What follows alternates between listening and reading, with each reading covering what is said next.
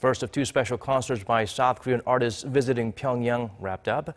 Among the guests were the regime's leader and his wife. Kim Jong-un reportedly enjoyed it so much he suggested holding another one in autumn. Jung-hee zooms in on the response to the first such show across the border in this decade. For the first time in 13 years, Sunday night, a group of South Korean musicians put on a concert in Pyongyang, dazzling an audience that included North Korean leader Kim Jong-un.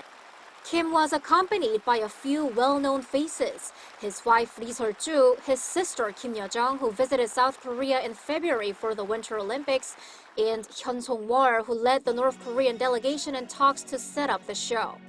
It started at around 6:20 p.m. North Korea time, that's 6:50 p.m. in the south, and lasted for over 2 hours.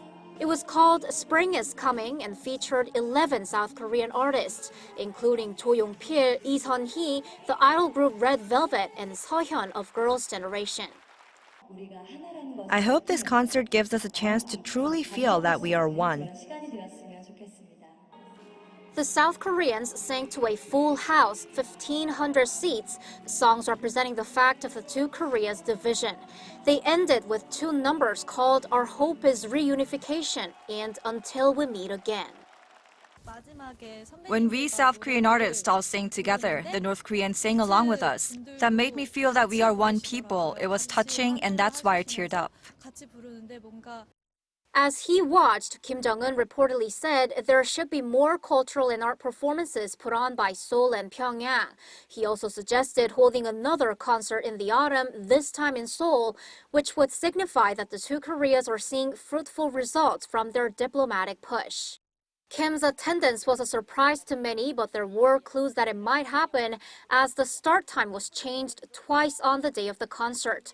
His original plan reportedly was to attend on Tuesday, a joint performance by both South and North Korean artists, but he had schedule conflicts. But his sudden appearance, which naturally came with strict security, prevented most of the South Korean journalists from covering the concert. Kim entered the concert hall when the South Korean press were outside, and without notifying the reporters, the performance began right away. Only one cameraman stayed inside throughout the performance, while the rest had to watch it on a television in a nearby room. Afterwards, the North Korean side apologized, explaining that their exclusion wasn't intentional, but the result of a lack of communication. The South Korean artists will hold a joint performance with their North Korean counterparts on Tuesday afternoon before returning to Seoul. Jung-hee, Arirang News.